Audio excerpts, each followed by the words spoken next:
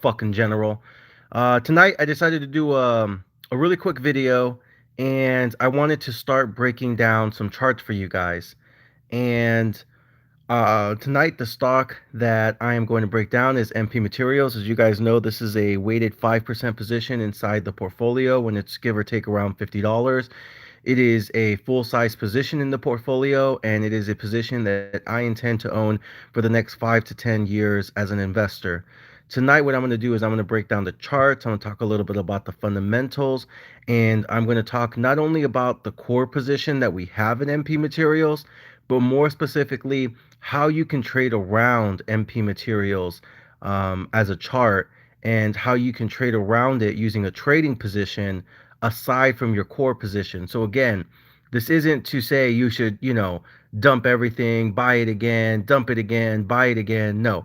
What I'm saying is you have your core position, 5% position inside your portfolio, MP Materials, ticker symbol is MP. And then what I'm saying is outside of that, right, you could also have some extra money that you use to trade in and out of this stock. And then what you do is you use the profits from trading in and out of this stock to add more MP materials to your core position. So basically, you're going to use some extra side money to trade in and out, and the profits you get from using that, from being a successful trader in MP materials, you use those profits you get from trading in and out of MP materials to buy more MP materials and add it to your core position that you own for the next 5 to 10 years as an investor. But before we begin with all of the trading dynamics, I want to start with the fundamentals. And I want to talk about why we're invested in MP materials to begin with. Like, who the fuck are these guys? What do they do? Why do they do it? How are they going to make us money as investors? How are they going to compound our money? How are they going to give us interest on the interest on the interest on the motherfucking interest? And why we intend to own it for the next 5 to 10 years, and why we think this is one of the absolute best investments we can make in our portfolio long term out of all the available investment opportunities on the entire New York Stock Exchange. So, with that said, ladies and gentlemen, get the pen and the pad, get the pen and the pad, get the pen and the motherfucking pad. Because tonight, we fucking learn. Let us begin. So, the first thing I want to do to talk about MP Materials is I want to bring up their investor presentation. So, what you guys do, pretty simple stuff, right? You go over here to this thing called Google. Some of you have heard of it, some of you not really, right? And you go to Google and you type in MP investor presentation, just like you guys see here on the screen, right? I'm doing all of this from my phone. And the reason I'm doing all of this from my phone is because most of you, when you guys are looking at stock charts, or you guys are researching investment opportunities in stocks, what are you guys doing it from? Your fucking phone.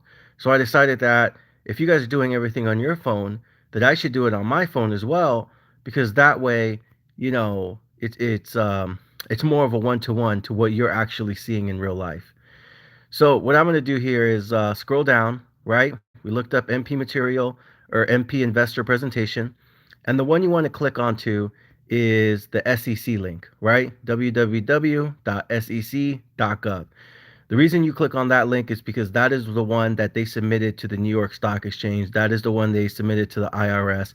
That is the one they submitted to the SEC. That is the official of the official of the aficionado documents right there. So we're going to go ahead and click on that, right? I was going to show you this is their entire investor presentation that they sent out to all their investors around the world, both private and public. This is the one they sent to the SEC, the one they sent to the IRS, the one they sent to the New York Stock Exchange. This is to the one they sent to all the professional money managers around the world. Again, not just American institutional investors like Bob, but also institutional investors in China, Japan, Australia, Europe, South America. The list goes on and on and on. This is the investor presentation sent all around the world. This is the official one. So you click on the www.sec.gov, and you click on it, and you can scroll through it. I'm not going to read the whole thing. It's, over 30 pages long. What I'm going to do is I'm going to scroll down, scroll down. All of this is important information to know as an investor, but for tonight's purposes, we don't give a fuck. We're just going to scroll down, and we're going to go to right around page 18. Or you could look at the cool picture right there on page 17, I guess. But page 18. scroll down, and this talks about the sustainable mobility ecosystem and everything that rare earths basically goes into. So, as you guys know by now, by listening to the podcast and doing your own research on the side, the reason MP Materials is really important as a company, not only to us as investors, but to us as a country, is because they are the largest, not manufacturers, they are the largest rare earth mining company in North America. And if I'm not mistaken, they're actually the largest rare earth mining company in the entire Western Hemisphere. Now, as a reminder, over 80% of all the rare earth in the world is basically mined by Chinese companies. Let me say it again. Over 80% of all rare earth materials in the entire world is mined by Chinese companies. Now, some of these rare earth mines, they might physically be like geographically located in countries like Argentina, Venezuela, Brazil, Jamaica, Puerto Rico, Australia, the list goes on.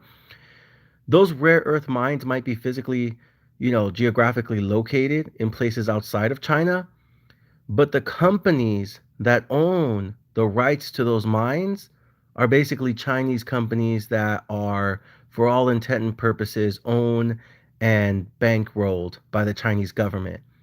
So basically, China owns 80% of all the rare earth in the world. On top of that, not only do they own 80% of all the rare earth mines in the world, and on top of that, they own all the miners, but they're also continuously expanding their rare earth excavation research and projects by continuing to fund the rare earth projects department in China. So basically, every time Chinese scientists or Chinese archaeologists or geologists or whatever, every time these Chinese engineers and scientists think they have, found a potential new rare earth mine somewhere in El Salvador or Guatemala or, who the fuck knows where, but fuck Africa, whenever they come up with information like that, guess what they do? They go ahead and run over to the Chinese government and they say, hey guys, we think we found another rare earth mine. And we talked to the people down there and they say it's going to take $10 million for them to let us go in there and see if the rare earth is really in there. And then they go and they give them the $10 million check to send all their fucking excavation team. And if they find the rare earth, then they'll ask the country or whoever it is that owns it, how much do they want for the rights to that mine?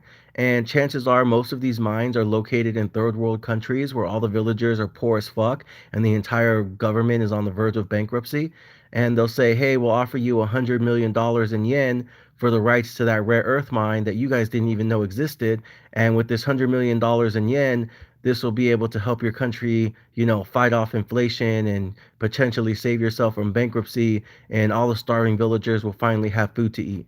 And of course, what type of government in this, especially in this, global recession slash 40-year high in inflation, what type of government isn't going to take that kind of payday? Of course they will. You know what I mean? So they're basically going to mortgage their future to save their lives today and the lives of their people today. Makes sense. And so they take that money and basically hand over the rights to all these rare earth mines over to the Chinese companies that are, again, owned and operated basically by the Chinese government, bankrolled by the Chinese government. And that's how they continue to increase their total global market share in rare earth mining uh, market share, basically. So you get a company like this, MP Materials, right? And MP Materials is basically saying, one, they are the largest rare earth miner in the United States. And two, they're the largest rare earth miner in all of North America. And three, they're the largest rare earth miner in the entire Western Hemisphere. Now, why is this really important, not only for us as investors, but again, to us as a country, to us as a nation? The reason these things are important is because what we don't want to do, again, from a national perspective, what we don't want to do is always be beholden to China for every fucking thing in our entire ecosystem, especially when it comes to military readiness and military preparation. Because what is rare earth? Well, rare earth is basically a critical component that goes into everything electric. So whether it's electric vehicles, whether it's electric drones, and you guys can see down here on page 19 of their investor presentation, they go into everything from wind turbines to industrial automation to robotics to electric vehicles to drones to electric public transportation. So again, when you're thinking electric public transportation, you're thinking about electric city buses, electric school buses, Proterra, Proterra, Proterra, and you're talking about the entire, like, again, not just in the United States, but again, even in Europe, even in Australia, even in across Asia, they're all adopting like electric public transportation in the form of electric shuttle buses, electric trains, electric bulldozers, electric ambulances, electric fire trucks, electric everything. This is the way the world is headed, whether you like it or not. And and so that they're into that, right? And then of course electric aviation, which is basically like those flying cars, those EV tolls, and companies like that would be like Joby or Lilium, the stocks that me and Kansas Steve talked about on Flying Cars Part 1 and Flying Cars Part 2. For those of you guys who've been to subscribe to the podcast for over a year now, you guys know which clips I'm talking about. But basically like those flying cars, those flying air taxis. And so the rare earth is basically a critical material that goes into all of these batteries. And basically these devices and um these things, whatever, they cannot start. The engine, the battery will not start unless you have rare earth in it.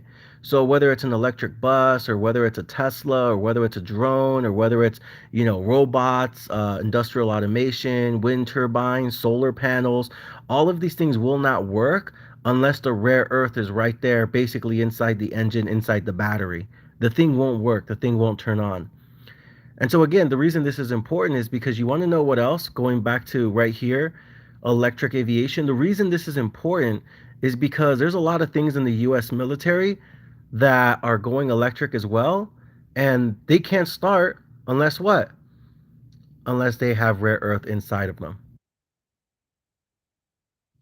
So again, very important stuff here and very important for you guys to understand and realize. So, um, And then actually, if you scroll down, I'm going to skip ahead real quick because I just want to show you guys a picture. Sticking on military, this is some of the military applications, and you can find this on page 26 of their investor presentation. But they're basically saying like F-35s. They're talking about naval ships. They're talking about submarines, including nuclear subs, right? And this is rare earth usage by weapons platform. So it tells you how much rare earth is used in all these things. So whether it's a stealth fighter jet or a nuclear submarine, it tells you by the pounds how much rare earth is used for every single one of them. And this is per unit. So this is 9,200 pounds of rare earth per submarine. This is like 1,000 pounds of rare earth per stealth fighter jet. You see what I'm saying? And so then, and this also goes into like their military application. So, smart bombs, Predator unmanned aircraft, attack, munitions, Tomahawk cruise missiles, right? So it's just like everything in the military, basically, that we need to defend our country and be ready in terms of military preparation and military readiness as a matter of national security. All of it relies on the ability for us to be able to have rare earth as a country and to be able to input it into these devices, into these units, into these, things.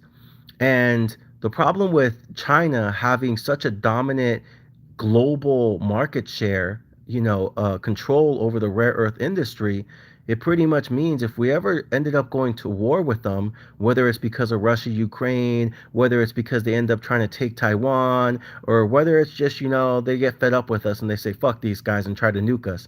In any scenario, for whatever the reason is, if we end up going into a military altercation with a country like China, or a country that China allies with, that they end up jumping into the war in order to help, defend against us.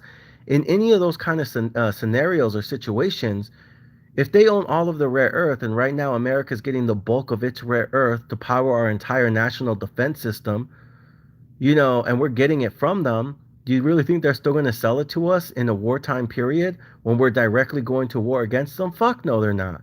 And so, what's that going to mean for our national security? What's that going to mean for military readiness? What's that going to mean for, future military operations? You guys see how important of an issue it is, not just for us as a country because of, wind turbines and solar panels and robotics and automation and EVs and drones and electric public transportation. No, it's not just that. You want to know what it's really about from the perspective of the United States government? Goes right the fuck back here. It goes to stealth fighter jets, it goes to submarines, it goes to Tomahawk cruise missiles, it goes to smart bombs. Like, and again, from the perspective of the US government, this is a matter of national fucking security. This isn't just about helping Ford and GM and Tesla get rare earth for their electric vehicles. This is also about us being able to protect ourselves in case the next fucking war happens on American soil. And after everything we just saw happen with Russia, Ukraine, you bet your ass the military and the Pentagon and the DOD and the United States government are doing everything they can to make sure that we are always ready for that fucking action should anyone try to get fucking froggy with us. But on top of that, in order for us to be fully 100% prepared to go to war with anyone at any time, damn fucking right, we better have our entire military supply chain 100% locked and fucking loaded. Because if not, we're in a world of fucking pain because we are susceptible to supply chain issues that power our entire national defense sector. I hope that makes sense to you guys. So, with that being said, rare earth, very important. And again, these guys right here, MP Materials, they are who? The largest miners of rare earth, not just in America, not just in North America, the continent, but in the entire Western fucking hemisphere. These guys are the Don Dadas, they are the juggernauts, they are the behemoths, they are the great white whales. And so, in large part, that is why the stock ran from $10 to $40 in less than 2 years. Because investors understood this, military people understood this, the government understood this, and basically every industry and sector that they are involved with understood this. And that was why, to me, this is not only a stock you want to own for this year and next year, this is a stock you want to own for the next 5 to 10 years. Because rare earths, not only is there really not a lot of rare earth in the world, hence why we call it rare earth, not common earth, but on top of that, most of the mines that are going to be digging rare earth in the future are located where? Either in China or they're located in countries around the world, but the rights to those mines are owned by Chinese companies that are what? Bankrolled by the Chinese fucking government. Which is smart on their part, but on our part, it kind of feels like we dropped the ball there a little bit. Let's just be honest with ourselves and call a spade a spade. So with that being said, MP Materials, if they're just the largest ones, they account for about 15% of all the rare earth um, basically in the world because all the biggest rare earths mines in all of America are all basically owned and operated by MP Materials. Again, they are the Don Dada, they are the juggernaut, they are the beast in the sea, they are the juggernauts, they are the great white whales in the domestic rare earth supply chain system. So, excuse me, guys. So let's go ahead and get into this. Their investor report, you guys can read it for yourself. Um, we're going to go ahead and look right here. Going back to global EV sales, for example, this is kind of where a bulk of their near-term revenue is going to come from. It's going to come from EVs because, again, every single electric vehicle in the world needs rare earth inside of the battery in order for the vehicle to start. If the battery does not have rare earth inside of it, the electric battery is useless and will not start. So every single Tesla, every single electric Hummer, every single electric F-150, every single electric vehicle in the world, every electric vehicle in the world, their battery will not turn on unless it has rare earth inside of it. So obviously, the more EVs are sold, boom, boom, boom, boom, look at all these expectations and forecasts. The more EVs are sold, the more rare earth is purchased. And again, unless you want all these electric vehicle manufacturers in America, like Ford and GM, unless you want them to continuously buy rare earth from the Chinese owned miners, then I would strongly encourage we wake the fuck up and start doing everything we can as a country to help out a company like MP Materials. So that way, when all of these, companies that we're basically forcing to go EV, when they have to buy this rare earth, hopefully they can buy it from domestic suppliers rather than, a frenemy in the form of China. All right, so and then right here, This is another great page. This is page 23 right here on their investor presentation, just under the EV one. And this kind of tells you a list of potential partners with them. And this is everything from Tesla to Toyota to Volkswagen and Ford and Honda and Hyundai, and the list goes on, and it talks about like all the different things that goes into the batteries. That's a really cool chart. Um, right here it goes for advancing, technological experiences, da da da da da. So a really great presentation. Page 26 right there for those of you guys who want to see the military applications.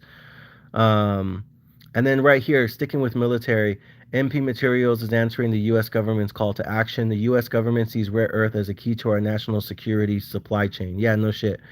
Um, and it goes right here, and you can like zoom in.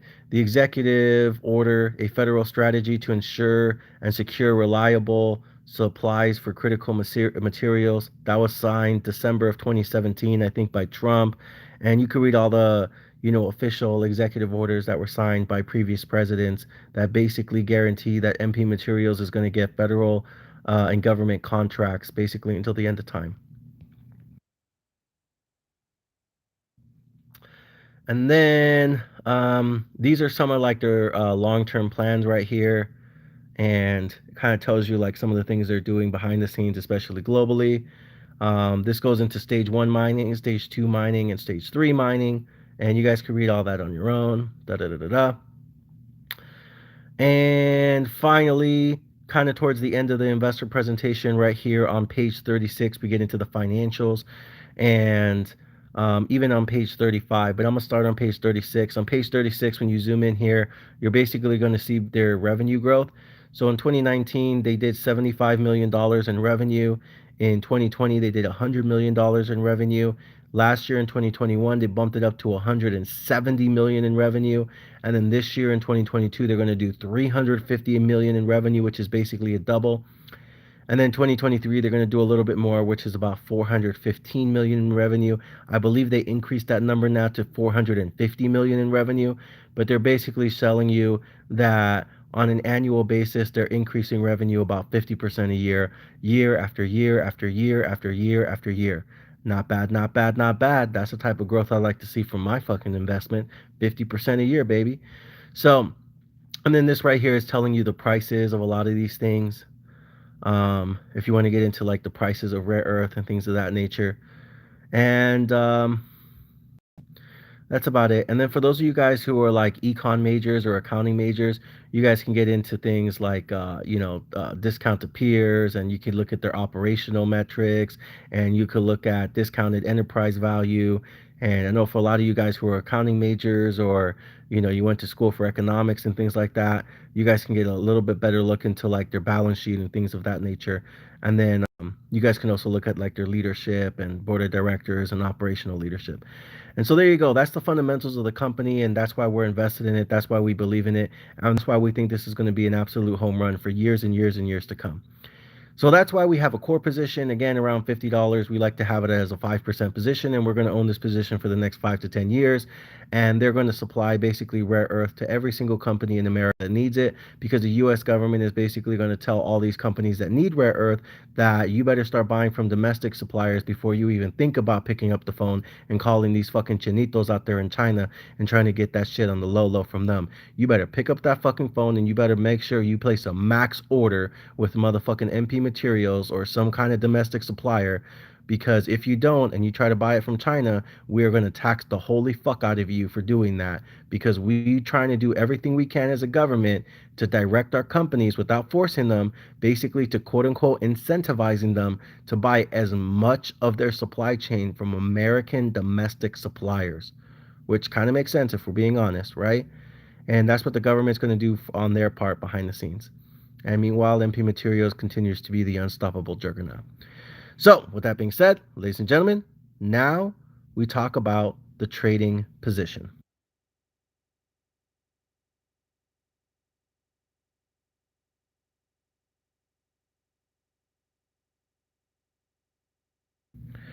All right, so what I'm doing now is I'm basically going on Yahoo Finance, and you can use any site you want. I'm just basically using Yahoo Finance just because I find it easier to use. And so what I'm going to do is I'm going to click the max chart, right? So we look right here on the max chart, MP Materials. Again, just type in ticker symbol MP, and you can use any website you want. You don't have to use Yahoo Finance. You can go on Google. You can use any website you want. I'm just using Yahoo Finance for the purposes of this video, right? So I click on the max chart, and as you guys zoom back all the way back here, this is when I started buying the stock, and I recommended it on the podcast for the first time, and I started buying it inside my portfolio and inside my clients' portfolios. I was recommending this stock, I believe, sometime September, October of 2020, and we were buying it basically all the way down here to $11. My cost average on my shares is actually around $10.50. I basically have a $10 cost average on all my shares. And I basically bought 10,000 shares at $10. Let me say it again. I basically bought 10,000 shares at $10. This is all the way back here. Stock took off, had a big run, had a small pullback. Then it went back up even higher. I took a big ass victory lap. Then it went lower. As it went lower from right here, I told you guys buy the dip, buy the dip, buy the dip, buy the dip, buy the dip, buy the dip, buy the dip, buy the dip, buy the dip. Lower your motherfucking cost average. And then we went higher, higher, higher, higher. I took another victory lap and another victory lap and another victory lap. And then we went lower right here. This was like kind of towards the end of 2021. And I went back to 30. I said, buy more, buy more, buy more. Lower your motherfucking cost average. And then it went higher, higher, higher. I took a victory lap, victory lap, victory lap, victory lap, victory lap. Went lower. I said, buy the dip, buy the dip, buy the dip. Lower your motherfucking cost average. And it went higher, higher, higher, higher, higher, higher. Big ass motherfucking victory lap for the GOAT, the general, the one, the only, Miguel Magallon. And then it went lower, lower, lower. And I said, buy the dip, buy the dip, buy the dip, buy the dip. Lower your motherfucking cost average. And here we are going kaboom. No big deal. It's kind of funny, like how many times I got to say buy the dip, and yet people don't understand why. Like I don't understand it. So now we look at the year to date, and excuse me. I'll let you guys see this chart for a moment. And this is where we started the year. I'll let you digest this for a second.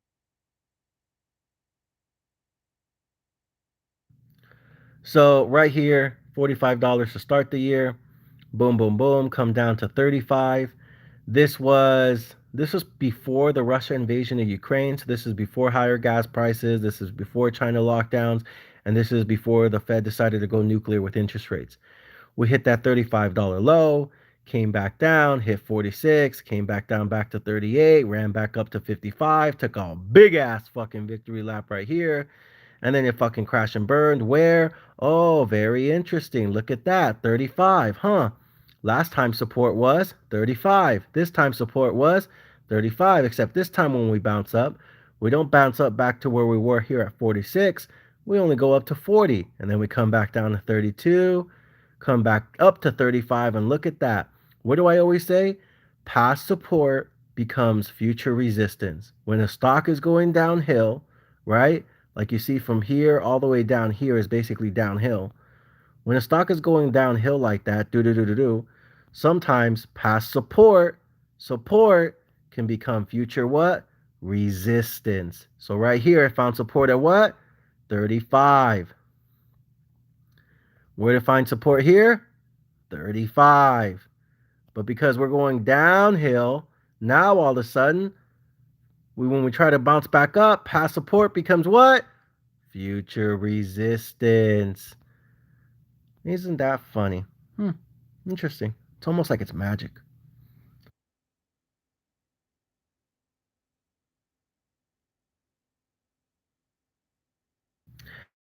Okay, so now we're basically looking at the 1 year chart now, right? So the other one was year to date. This is the 1 year chart.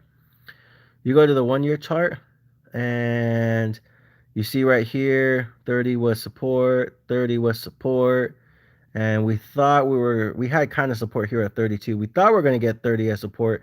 We ended up coming down all the way to 28, but basically give or take around support, right?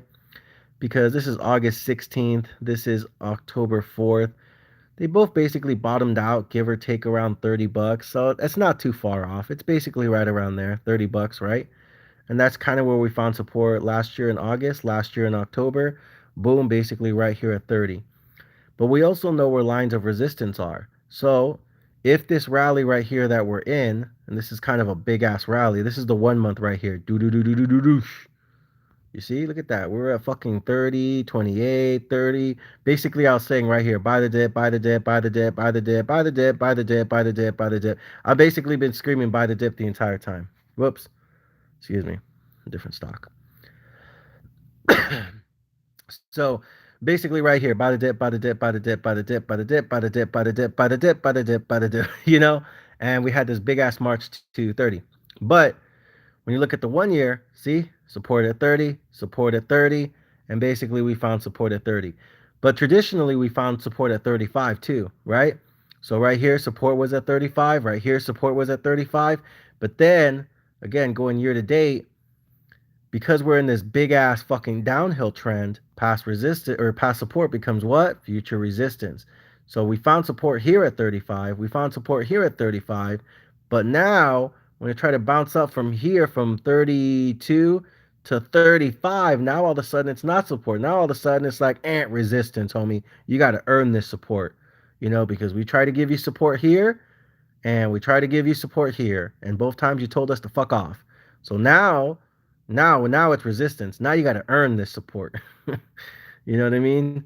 And we just kept going lower. But we found support there at 28. And the reason we found support there at 28 is because that was support from October 4th. And this was support from August 16th of last year. And so basically, we're right around, give or take, that same area is where we found support. And now we're trying to go to the uphill. Now, coming to the uphill, because again, this last month for all of July that I've been calling fake ass love, fake ass love, fake ass love, fake ass love, fake ass love, but it's been a rally, right? As a core position, you still wanted to buy all this shit. You buy all this shit as a long-term core position. Buy, right? But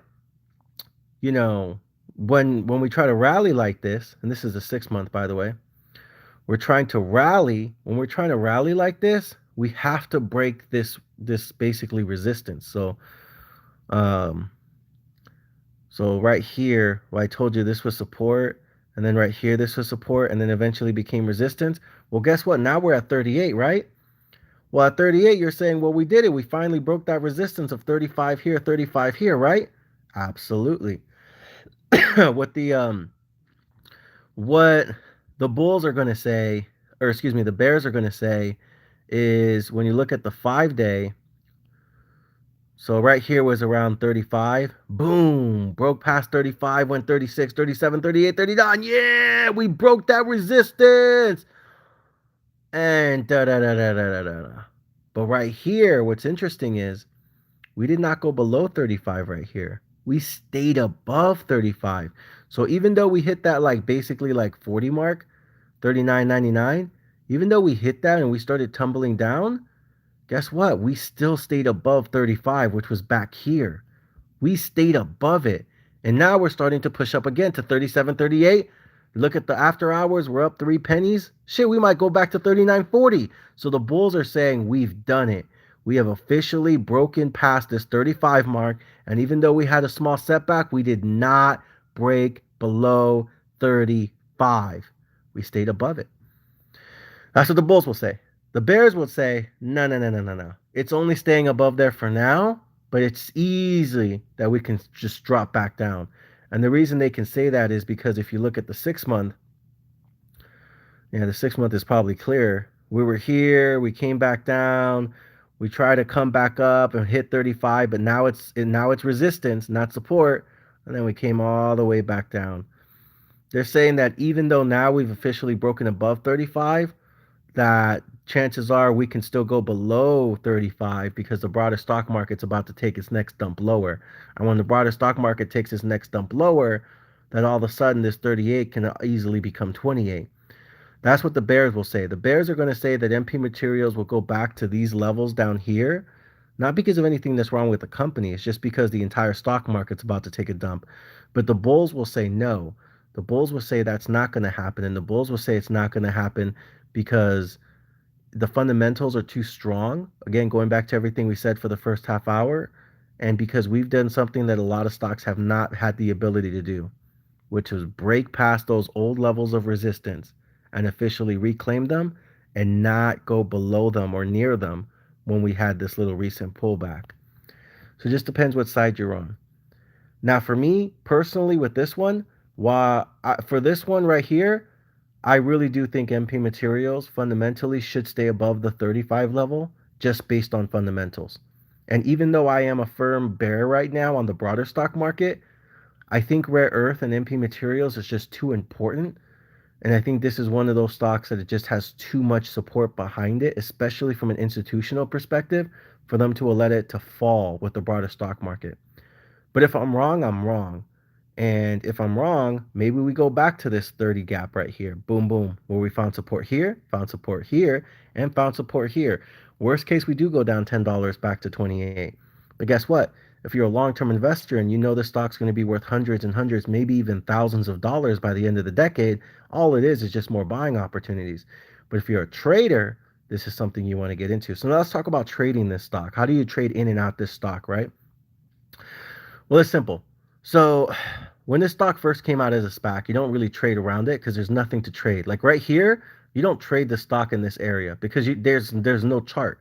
There's nothing to fucking trade against. But right here, we hit 35 and we come down. And that tells us, okay, that's interesting. Where do we find support? 29. So okay, so our first ever top off was 35 and our first ever official bottom was 29. Isn't that interesting? You guys see that? I'm just going to play with the chart. Just pay attention.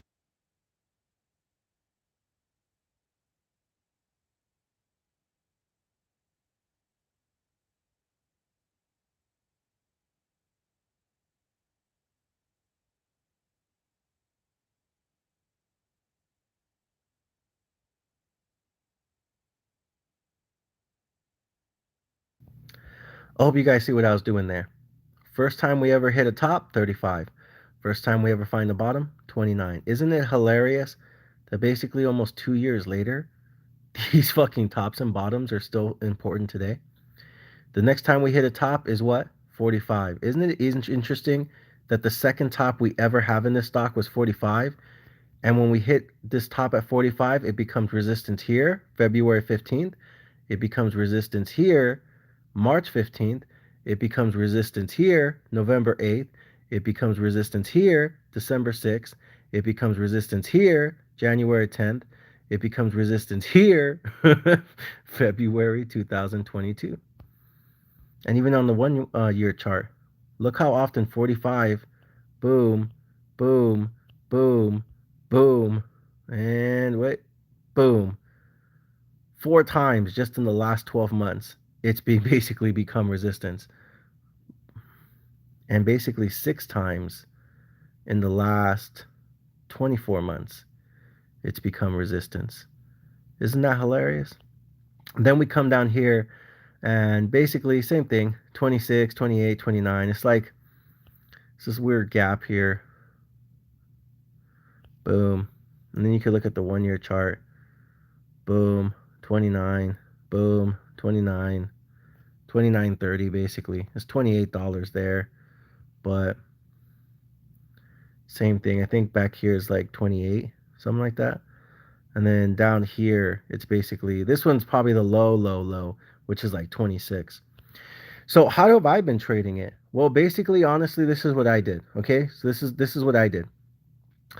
My cost average, yes, is $10, right? $10 way back here.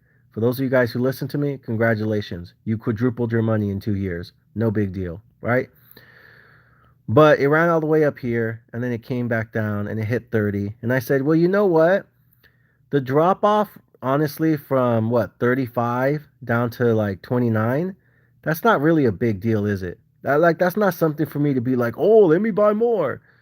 I mean, 35 down to 29, that's nothing. 10%, 15%, who gives a fuck, right? When I first started buying the dip was here. You guys see this when it went to 45? When it ran from 45 and it basically came down to like 24, it basically fell like 50%. Because from right here at 45, $46, it came down here, and I'm gonna be honest, it probably hit like $23 for like a day or two. Don't be surprised if it hit like $23 for like a day or two. And when it hit that $23, I was like, that's basically half of 46. This is 50% off. So I started buying hard right here. The question is, when I started using extra money to buy even more of this, even though my cost average was 10, right? $10, 10.50 actually. Even though my cost average is in the tens, I was buying more here because I said 50% off. You're fucking crazy. Like, I'm not going to go out of my way to like add more shares if it's only going to fall from, $35 over here. Where is it? It's hard to fucking push the dot on this thing. But from like 35, whatever, you guys know what I'm talking about. From 35 to 29, that's not enough for me to want to buy. Oh, I got it. That's not enough for me to want to buy the dip. That's just like 10, 15%. Like, what the fuck? That's not even like worth my time. That shit ain't worth the squeeze. Ain't worth the juice, right? But a fall from basically 46 down to 23, well, that's a fucking 50% drop off. Now, to me, when a stock, especially a core position, it goes down 50%, and you can do this with Tesla, Nvidia, AMD, it don't fucking matter. That shit goes down 50% and nothing has changed with the company's fundamentals. Shit. I'm coming in hard and heavy. I just am. And so that's what I did. And, right? Boom, boom, boom, boom, boom, boom. I came in. The question then becomes, well, when do I take profits? When do I sell this extra shares I bought? Because my core position is still back here. My core position is still $10, $10.50.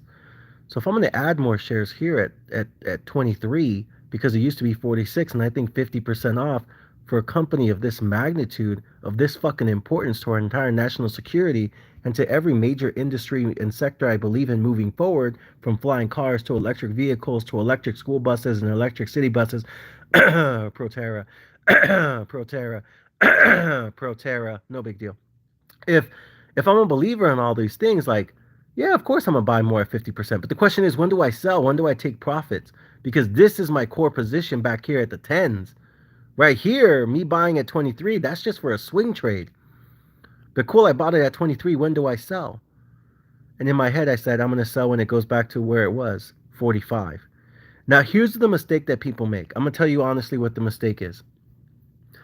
The mistake people make when they buy a stock that's down 50% and they buy it because they think it's going to go back to where it was, what happens is eventually it goes back to where it was. But then when it goes back to where it was right here, I'm just pop up the 1 year. What happens is they'll buy it and it goes back to where it was at 45 and they say, you know what? It's probably going to go higher. And you're right, it probably is going to go higher. But that's not why you bought the stock. The reason you bought the stock was because you thought it was going to go back to where it was. And that's fine if that's what you believe. You better understand what company you're investing in, because not every stock goes back to where it was. Go ask PayPal, go ask Square, go ask Roblox. I mean, there's a lot of stocks that went down 50% and they didn't go back to where they were. They just went down another 50% and another 50%. Again, go look at PayPal, go look at Square, go look at Roblox. So don't assume just because it's a quote unquote good company that the stock will go back to where it was. Sometimes it fucking doesn't. So you better understand what you're investing in and you better understand who the fuck they are and what they're doing and what level they're executing at. So, excuse me, you better understand that. But here we go. The stock, I said I'm going to sell it when it goes back to 45, but the problem is it'll go back to 45, and let's just say it does.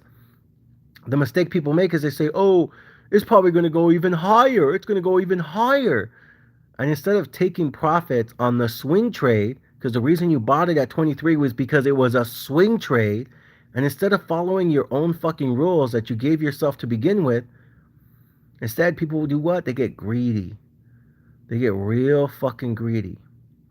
And all of a sudden, instead of taking profits right here at 46, you want to know what they do? No, I'm going to just keep holding. I'm going to just keep holding. No, bitch.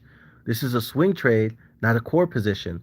The core position was back here. You got a problem with it? Then you should have bought more, right? That's the core. This is a swing, right? When you buy it right here, that's not core position. That's swing position.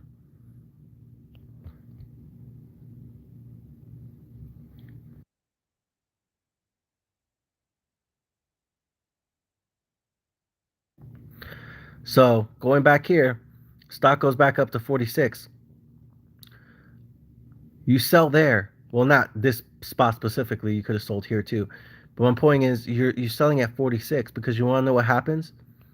Boom, you get that dump, and it comes back into the 30s. And now all of a sudden you're like, fuck, I should have sold here. Why didn't I sell here? Because now your dumbass is here. Oh, I should have sold here. Then I could have bought more right here, but you didn't. And when it was here, you were like, no, it's going to keep going higher. It's going to keep going higher. And you got greedy. And now you're down here like a dumbass. Follow the rules of swing trading. Follow the fucking rules. If you're buying here because it fell from here all the way down 50%, that's great. Your core position is down here. Now, if you're buying here because all you want to do is just keep adding, keep adding, keep adding to your core position, that's fine. Because then you're adding to your core position and you're telling yourself, I don't care if it goes lower. I'm adding to my core position, right? But if you're adding to your core position here, chances are you are adding to your core position here, here, here, here, here, here, here, here, here, here, here, here, here, here, here, right? So if you're adding right here and you're just buying nonstop for 2 years, that's fine. A lot of you guys, if your account is under 100,000, you're just buying stocks every day, every month, every paycheck. So it doesn't even matter if the stock is here, the stock is here, stock is there, stock is here, stock is here, stock is here, stock is there, stock is here. It doesn't matter because if your portfolio is under 100,000, you're just buying because you're just stacking everything you can until you get to 100,000. But other than that, chances are, like me, you just buy one time, small cost average, bada bing, bada boom. And then when you see it in the future come down 40, 50%, you say, you know what?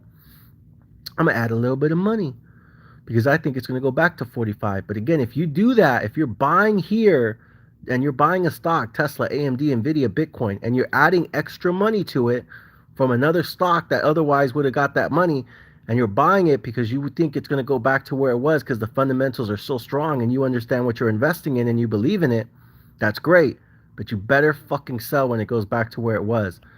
Otherwise, you end up like this fucking ass clown. Oh, it's just going to go higher. I don't want to sell anymore at 45. And then boom. Oh, why the fuck didn't I sell? I could have been buying again at 35. Instead, now I'm just hoping and praying to God it goes back up. And luckily it did. But imagine it didn't. Imagine it went from here and went straight to here. Imagine that shit. Like you had it here and you didn't sell because you got greedy. And then it came here. But instead of going back up, instead of doing all that, it just went from here straight to here. Imagine how heated you'd be. Again, discipline, ladies and gentlemen. If you're going to swing trade, be fucking disciplined. So, going back, how have I been doing it? Going back here. My first time I ever did a swing trade, I did it right here at 23. And I said, I'm going to sell it when it goes back up. And it goes all the way up. But it went up to 38. I didn't sell at 38. Because I said, nope, it's going back to 45. That's where I'm selling. Until then, I'm holding on to these swing trades I bought at 23. So it goes to 38, comes back down to 33, comes back up to 38, comes back down to what, fucking 30. I'm like, fuck, man. Maybe I should have sold at 36. Maybe I should have sold at 37. But instead, here we are at 30. Fuck.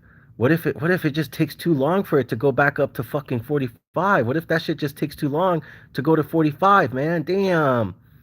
So I remember being frustrated the first time because it got to 37, I didn't sell. Came back down to 33, didn't sell. Came back up to 37, didn't sell.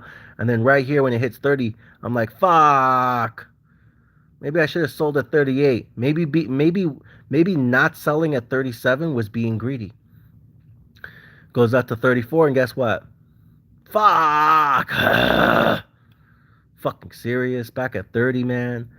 Like obviously when you look at the big stock chart, like you look at the max chart, it just feels like I was being impatient. But in real time when you're doing this shit is fucking stressful. And then bada bing, bada boom, bada boom. We get to 46. Boom, cashed out. That was the first time I did a swing trade. Then it comes down to 42. And I said, the difference between 46 down to 41, that's not big enough. And then it goes back up to 47, comes back down to like 43. Not big enough, right? Same thing over here. When the first time it ever got rejected at what was that number? 45 basically, right? The first time it got 35. First time it got rejected at 35 and came down to 29, I said that's only like 15%. That's not really enough. That shit ain't worth the juice. That shit ain't worth the squeeze. But again, coming down from fucking 46 and coming down to 23, that's a 50% pullback. Now that's worth a swing trade in my opinion. Again, doesn't change anything about my core position. The 10,000 shares I bought at $10. This is just me getting some extra money. By the way, some of you guys are going to ask, what did I do with those profits? from when I bought right here in May. Right here in May, I was buying at 23, and then I sold this right here at 46 in November, and I basically doubled my money, right? Because from 46 down to 23 is a 50% drop, right? 46 down to 23 is a 50% drop. But when I buy it at 23 and I sell it at 46, I that's a 100% gain. That's a double, my boys. A double. So you're gonna be like, where'd you put that money into? Honestly, at that time, November 2021, trying to remember, I think it went into, damn, I'm not going to remember. It was one of the stocks that had been getting sold off hard at that point. It wasn't Bitcoin or anything like that. It was another stock that was down 50%, and I wanted to add more money to it. And I was like, where am I going to get the money from? Oh, look, this finally hit fucking 46. Well, I just doubled my swing trade from back here. And I used the money to and I reinvested in a stock at that time that was down 50%, but I wasn't sure how I was going to get the ammunition to add more money to a stock that was down 50%. But at this time, again, going to the 1 year chart, $33, October 25, and yeah, well, let me go back. Sorry, sometimes it's hard to zoom in. October 25, it's basically in that $33, and then 2 weeks later, it's at fucking 46. So it finally hit that 46 mark right there, November 8th. And there was a stock that was down 50%, give or take, in that time frame. And I was like, hell yeah, now I finally hit that double. I was waiting for it. I was waiting for it. And it took 6 months. Don't make it seem like, oh, I just doubled my money in 2 weeks. No, I did not double my money in 2 weeks. I bought it back here in the middle of May, and I didn't sell or cash out until basically almost the middle of November. So from May to November was a 6 month swing trade. But again, doubling your money in 6 months, that's not fucking bad. Imagine you doubled your money every 6 months. So not bad as a swing trade, right? But my core position is still tight because my core position is still, again, $10 basically range. And now here we are 2 years later and it's basically at 40. So not bad, and we're in the bear market. Go figure. So that was the first time. The second time I did a swing trade was actually, when was it? Let me go. It was not here. I think it was earlier this year. Yeah, I did a swing trade here at 35. And the reason I bought it here at 35, and it actually went lower than 35. It hit like 34.29. It hit like some stupid ass number. But back here basically it went under just 35 and I bought it. But the reason I bought it there was because I remember I zoomed in on the 1 year chart or even the max chart and I said, you know what? We get a lot of support right here around like 30. And I'm gonna just play with the stock chart. Just listen, watch this.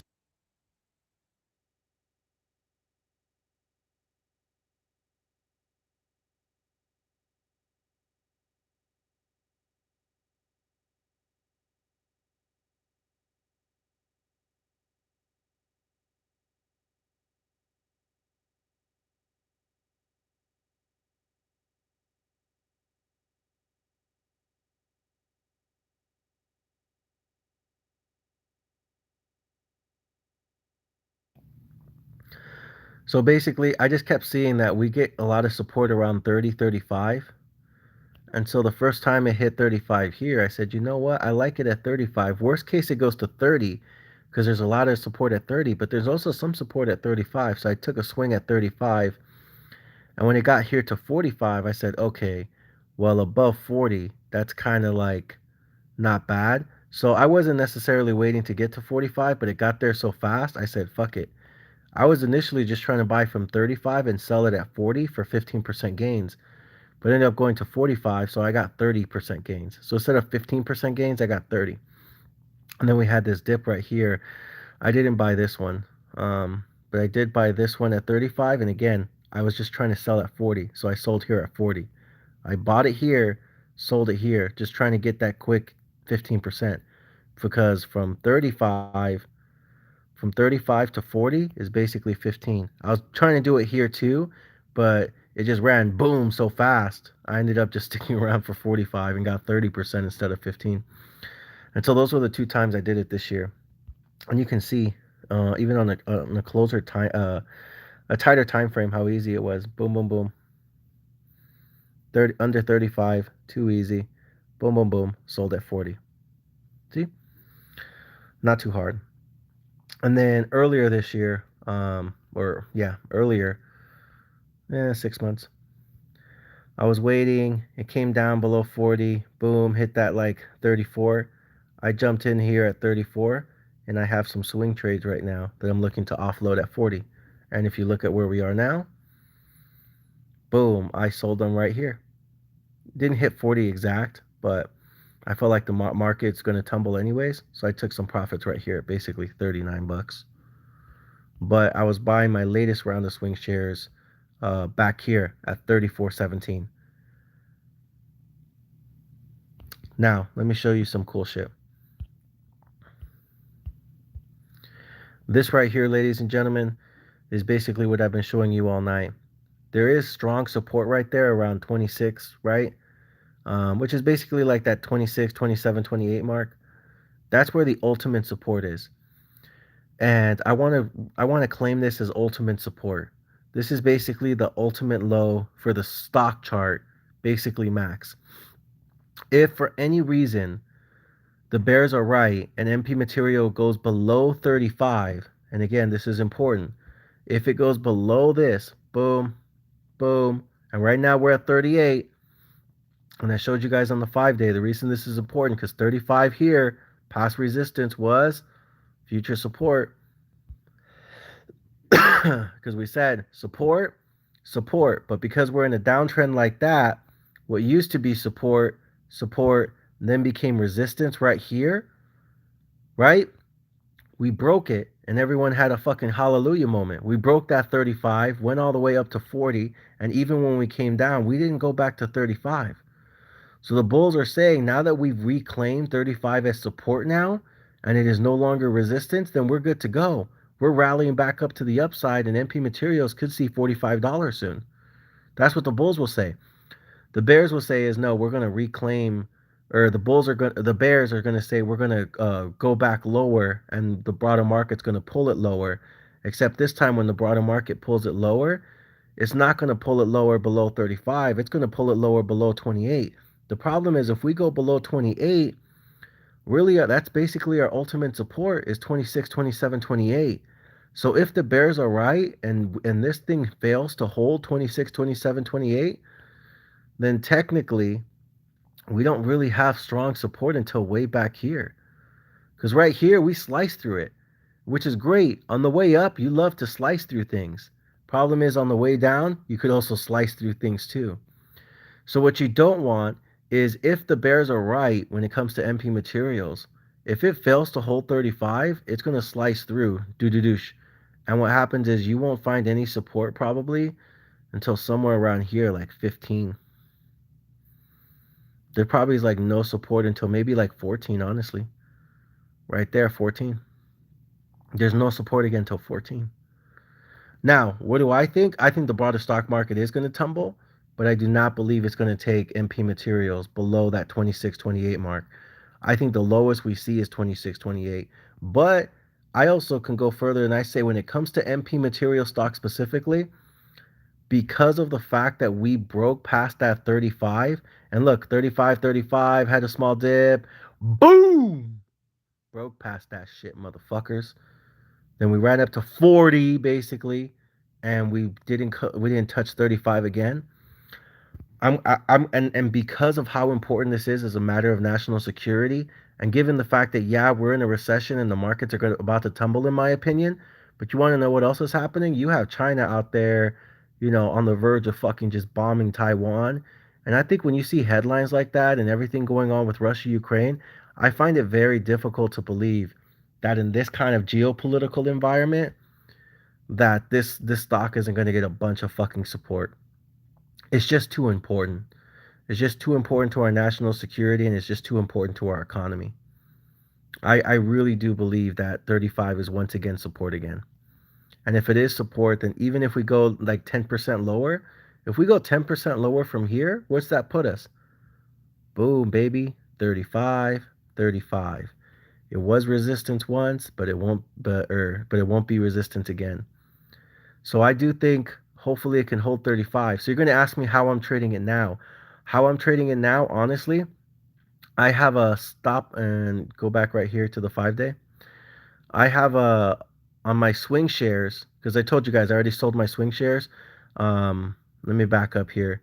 I brought this no, the last swing share position. I bought it right here at 34, right? Because anything under 35, I liked it. I would have just bought more under 30, but I bought the swing position right here at damn it, zoom in right there, June 13th at 34, and then I sold it recently right there at 39, not 39.99, just like 39 even basically. Right here when we popped up on the morning, as soon as the stock market opened, it opened up at 39.25. I basically sold it there because I was worried about the broader stock market basically tumbling this bitch. But if we break below this mark right here, 34.71, if we break below 34.71, or basically 35 bucks, if we break below 35 bucks and we don't hold 35 as support like we did there and there, if we don't hold 35 as support, then basically, yeah, we're going straight to 30.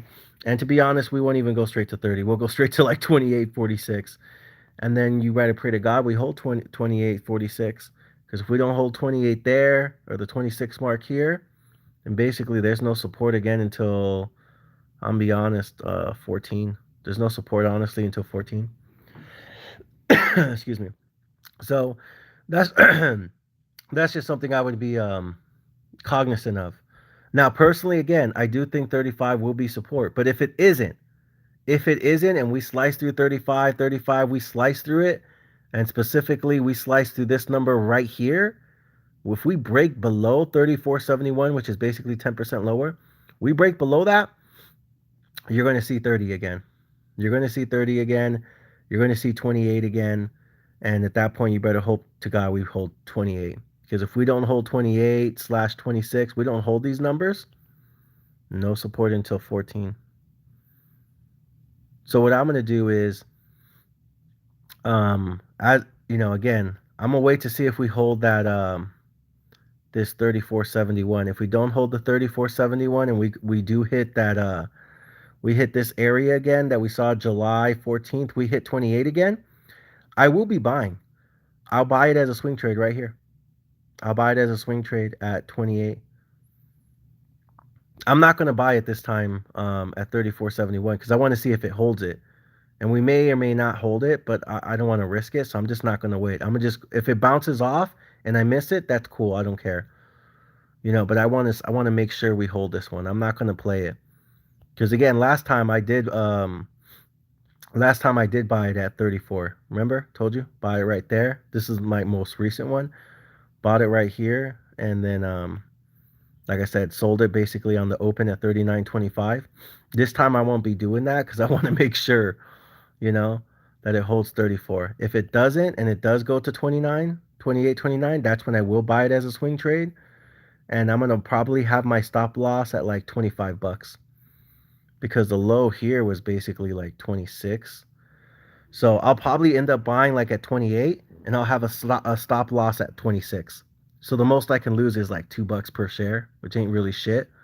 And if it holds, if 28 holds one more time, otra vez, then yeah, we're probably gonna fucking shoot back up to 40.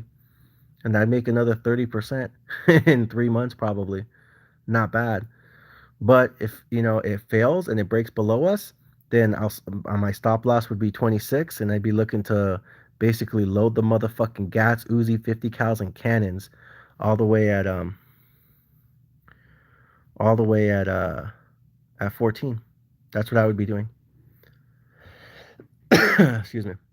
So that's something I'd be mindful of. And then in terms of on the way up, if 35 is support, right? Let's just say the broader stock market does dump. If the broader stock market dumps and we hit 35 as support and this does hold, then that's bullish as fuck. Because if it holds and we bounce off 35, just like we did here and just like we did here, chances are we're going to shoot back up to 45. And this is what I wanted to show you guys. So again, 26 is ultimate support. 26, 28 is ultimate support. And then ultimate resistance basically / support is 35. Again, that was the first time. And I showed you guys here. It's hilarious. But the very first time we ever hit fucking resistance was 35. And the very first time we ever hit support was basically 28, 29. Isn't that funny? That shit from 2 years ago still impacts us today. That's how charts work, my mans. Look at that. Our first ever resistance was fucking 35. And you guys, like I said, you guys can do this on your own. But first ever resistance was 35. First ever support was basically 29. Go figure. But going back over here now. Right there, you see it. Resistance, resistance, resistance. Boom. Support, support, support, support. Resistance.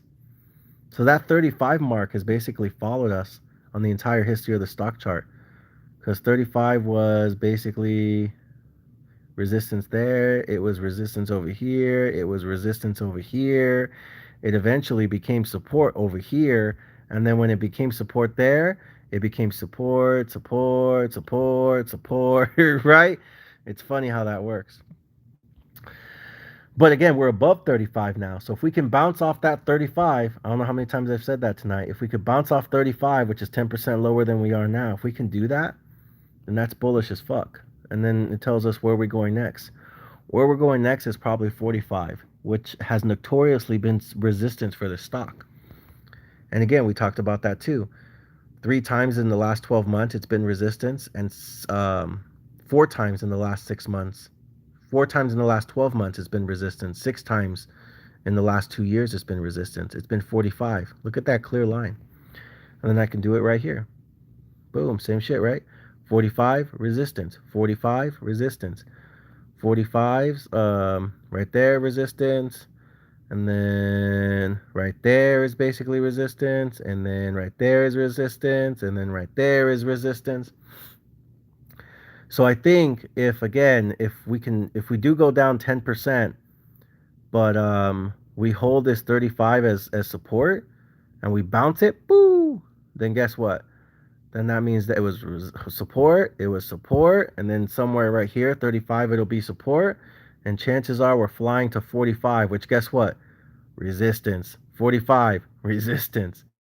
So it's almost like if we hit 35, now that I think about it, I might be tempted to buy at 35 and not be a bitch. If I did do that though, if I do place, like I say, if it goes down here and it feels like it's gonna hold, I might buy it right here at 35.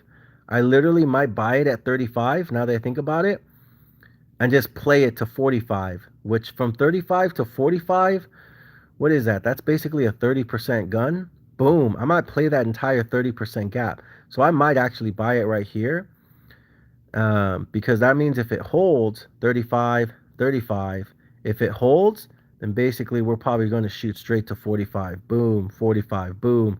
And we might break it this time, we might not. But at the very least, we're going to 45, and that's where I'm going to take profits. Because again, what I don't want to do is be the fucking dumbass that buys something here as a swing trade, regardless if it's 23 or in this case 35, and then all of a sudden, look, it's at 45, and then I get greedy, and I hold on to it, and then it goes boom and tumbles, and all of a sudden I look like a fucking baboso. I don't want that to happen. I don't want to buy here at fucking 35. Look at that, go figure. 35. I want to buy at fucking 35 here, run it to 45, and be like, this time is different. This time we're going to crack. No, I already have a core position. I already have a core position. This is just about getting extra money so I can use that money to buy other stocks that are down a lot right now. That way I don't have to use my money all the time. I can use Bob's money. So again, I don't want to be the guy that's sitting here all greedy and then it tumbles 2 days later and I'm like, fuck, I should have just followed my rules. Don't be that dumbass. So for me, that's what I'm looking at. I might place an order right here around 35 and hope we get that bounce after all. Because if we do, then guess what? Boom, bounce every time. Boom, going to 45. Boom, going to 45. 4 times in the last 12 months right there. Check it out. Yeah, 45 once. Boom, 45 twice. Boom, 45 3 times. Boom, 45 4 times. Are you guys fucking kidding me? That's crazy. And then again, Max Chart did it 2 more times back in early 2021, right? Boom, 45 there, and then boom, 45 there. So things to be cognizant of. So for me, yeah, 35s, boom, support, and then boom, 45s, resistance. So I might do something like that. But I gotta have stop. I gotta have I'll buy it right here if it does test that 35 mark. I'll buy it. but I'm gonna have a tight stop loss, like tight as fuck. I guess some numbers I would look at is maybe I buy it if it gets somewhere here like 35, 35.25, 35.50. Like basically anything under 36 I buy, and then I keep my stop loss real tight as fuck. And I keep my stop loss probably at like, I don't know, what is that number? 35.71. So I might do this. How about this? Buy it at 35.50 and then put your stop loss at 34.50. So the most you can lose is $1 per share. But 35.50 is easy because look at that. I could easily buy it at 35.50 and then like I said, put my stop loss at 34.50 because this the lowest here was 34.71. So 34.50 is actually below that. So that'd be the orders, guys. Buy at 35.50. If it goes there, doesn't mean it will. It could just keep going higher and tell us to go fuck ourselves, which is fine because we already have a core position.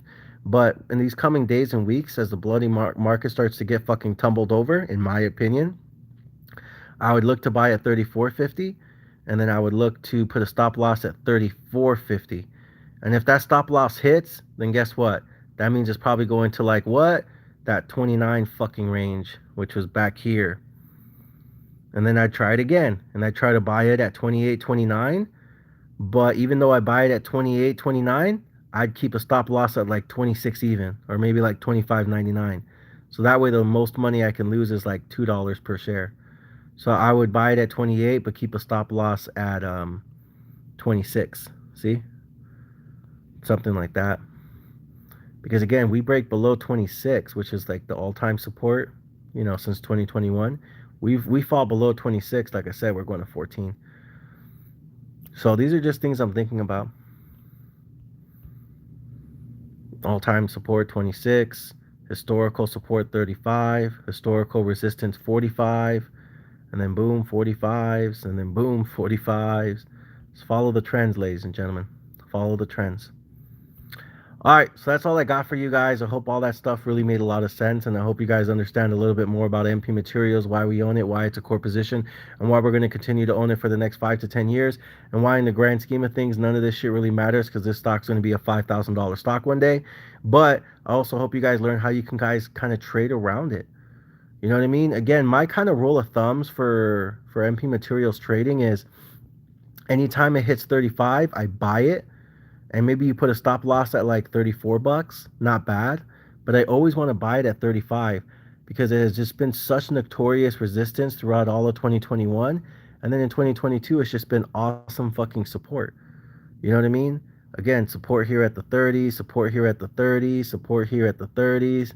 You look at the dates, support at 35, support at 35 was resistance. Now again, it potentially could be support. You know what I mean? So I like to buy here 35 and below. I love to buy fucking MP Materials. I'll buy it at 35. I'll buy some more at fucking 30. Ain't no biggie to me, right? I'll buy it at 35 and I'll buy it at 30. And then every single time, don't be fucking greedy. Sell it at your fucking selling point, which is 45. By now, all of you should be locked and loaded as a core position. Now, again, if you have a small account, like only a couple $100, none of this fucking matters in the video. You should be buying all this fucking shit because one day it's a $5,000 stock. So who gives a fuck? This is just for those of you guys who already have a core position but want to make some extra money on the side because you want to use, you need extra ammo to buy other stocks that are also down more than 10%. So there's a lot of stocks in the market now, even stuff like Bitcoin, that's just down so much. But sometimes it can be frustrating when you're always having to use your money to buy the dip. This is just a way for you to get some extra passive income so you can use Bob's money to buy the dip. Because fuck that motherfucker. Ladies and gentlemen, thank you guys for listening to the one, the only, the motherfucking general at Magayon Entertainment.